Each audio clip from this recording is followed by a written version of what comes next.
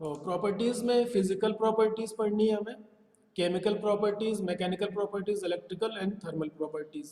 तो स्टार्ट करते हैं फिजिकल प्रॉपर्टीज़ से। फिजिकल प्रॉपर्टीज़ में आती है सबसे पहले डेंसिटी। डेंसिटी क्या होती है? किसी भी कोई भी जब मटेरियल हम उठाते हैं तो मटेरियल में कुछ ना कुछ वेट होता है। जैसे ये चौक है, चौक में कुछ ना कुछ वेट होगा और इसका वॉल्यूम है। तो किसी भी मटेरियल का वेट पर unit volume is called density. फिर बात करते हैं स्पेसिफिक ग्रेविटी की। स्पेसिफिक ग्रेविटी हमेशा किसी स्टैंडर्ड फ्लूइड के रेफरेंस में कैलकुलेट की जाती है।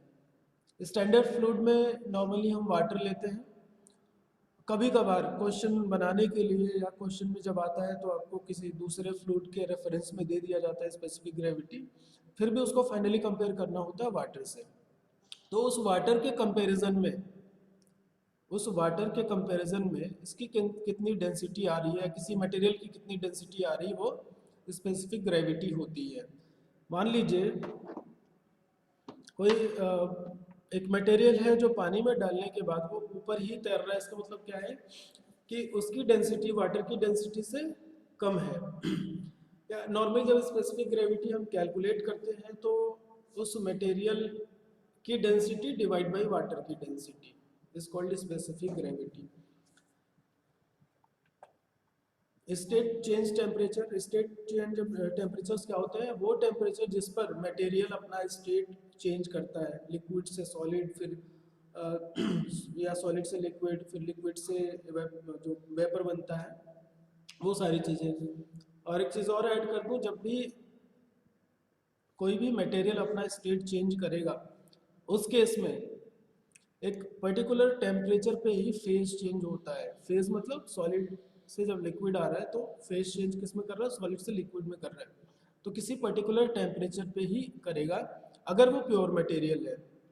अगर मिक्सिंग है, दो या दो से ज़्यादा मेटल या मटेरियल्स की मिक्सिंग है, तो पर्टिकुलर टेम्परेचर पर नहीं होता। टेम्परेचर का रेंज आता है जिस पर मटेरियल अपना फेज चेंज करेगा। नेक्स्ट है कोफिशिएंट ऑफ थर्मल एक्सपेंशन। कितने रेट से कोई मटेरियल एक्सपेंड करता है, जब उस पर हीट अप्लाई किया जाता है तो कितने रेट से मतलब ये पर डिग्री सेंटीग्रेड कितना उसमें एलोंगेशन हो रहा है या कितना कॉन्ट्रैक्शन होता है, उसको बोलते हैं स्पेसिफिक हीट। लेटेंट हीट क्या होता है? जब भी कोई मटेरियल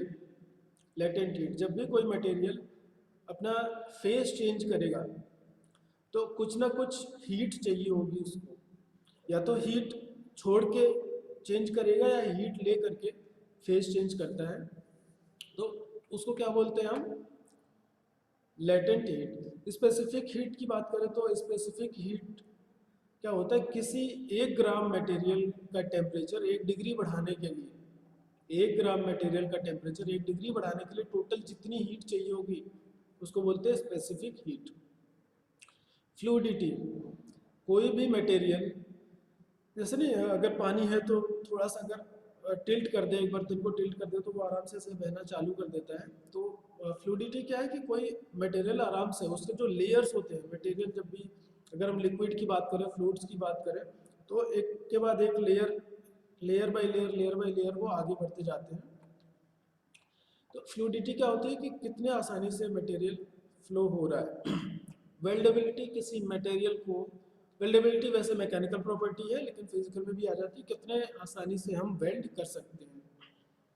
अब बात करते हैं इलास्टिसिटी की। इलास्टिसिटी क्या होती है? किसी भी मटेरियल के ऊपर जब हम लोड अप्लाई करते हैं, लोड अप्लाई करने के बाद लोड हटा दें, तब वो वापस अपने शेप में आ पा रहे हैं कि नहीं, उसको इलास्टिसिटी या प्लास्टिसिटी बोलते हैं। अगर लोड हटाने के बाद मटेरियल वापस अपनी शेप में आ जाता है तो इलास्टिक मटेरियल होता है, और अगर नहीं आ पाता है तो प्लास्टिक मटेरियल होता है। बात करते हैं पोरोसिटी। लास्ट में जो है पोरोसिटी। एक स्पंज ले लीजिए, चौक ले लीजिए। स्पंज के ऐसे आर पार हम देख सकते हैं ना, या ध्यान से देखें तो उसमें बहुत सारे वॉइड, बहुत सारी खाली जगहें होती हैं। तो स्पंज की पोरोसिटी ज़्यादा है, चौक के आर पार नहीं देख सकते। या चौक को जब हम बहुत ज़्यादा उस पर माइक्रोस्कोप पे देखेंगे तो पता चलेगा कि जो चौक के ग्रेन्स हैं वो एक दूसरे के साथ कनेक्टेड है, लेकिन कनेक्शन के बाद भी बीच में थोड़ी बहुत जगह रह जाती है, उसको क्या बोलते हैं, पोरोसिटी। नेक्स्ट है थर्मल कंडक्टिविटी। किसी भी मटेरियल के अंदर हो करके हीट कितनी आसानी से फ्लो कर पा रही है। सेम फॉर इलेक्ट्रिकल कंडक्टिविटी, कि इलेक्ट्रिसिटी कितनी आसानी से कंडक्ट करवा पा रहे हैं। नेक्स्ट इसमें फिजिकल प्रॉपर्टीज में कोई क्वेश्चन है, फिजिकल प्रॉपर्टीज। वेल्डेबिलिटी ये है कि कोई भी मटेरियल कितनी आसानी से वेल्ड किया जा सकता है, या वेल्ड करने का मतलब ये है कि कितनी आसानी से मटेरियल्स को हम ज्वाइन कर सकते हैं। फ्लूइडिटी, कोई भी मटेरियल कितनी आसानी से आराम से फ्लो कर पाता है। अगर हम बात करें दो चीज़ों को कंपेयर कर लें, वाटर और ऑयल, ऑयल का फ्लो वाटर के कंपैरिजन में, अगर एक सेम सरफेस है, जैसे मान लो ये सरफेस है, सेल फोन का सरफेस, इस पर वाटर और ऑयल एक साथ अगर रख दें तो कौन सा फास्ट मूव करेगा, वाटर फास्ट मूव करेगा, ऑयल थोड़ा धीरे धीरे मूव करेगा। तो इस केस में वाटर की फ्लूइडिटी थोड़ी सी ज़्यादा है। Coefficient of thermal expansion, coefficient of thermal expansion, किसी भी मटेरियल के ऊपर जब हम हीट अप्लाई करते हैं तो वो कितने रेट से एक्सपेंड कर रहा है, या कितने रेट से जब हीट वहाँ से निकाली जा रही है तो कितने रेट से वो अपना लेंथ छोटा कर रहा है। मान लो एक लेंथ है, कोई लेंथ स्मॉल एल, ऐसे ले लो, 1 मीटर की रॉड है, उस पर हमने कुछ हीट अप्लाई की या उसका टेम्परेचर बढ़ाते चले गए और थोड़ी टाइम बाद देखा कि उसकी लेंथ 1 मीटर 1.01 मीटर हो गई, मतलब करीब करीब 10 सेंटीमीटर लेंथ बढ़ गई।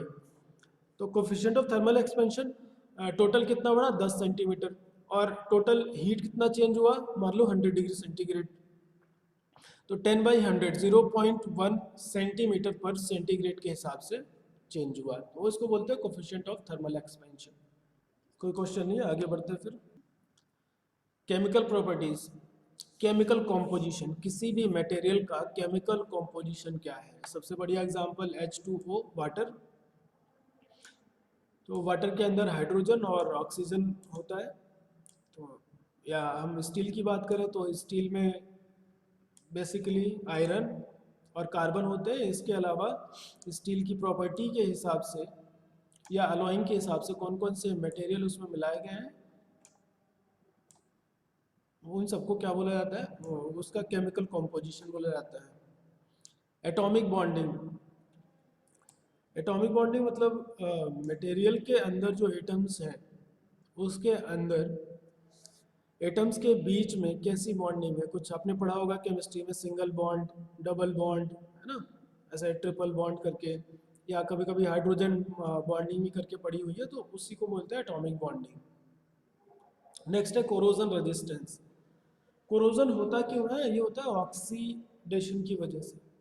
मटेरियल जब मटेरियल का ऑक्सीडेशन होता है तब कोरोजन स्टार्ट होता है। तो कोरोजन रेजिस्टेंस, कोई भी मटेरियल का ऑक्सीडेशन कितने टाइम में हो रहा है, या उस ऑक्सीडेशन को वो क्या कर रहा है, रोकने की कोशिश करता है, उसको बोलते हैं कोरोजन रेजिस्टेंस।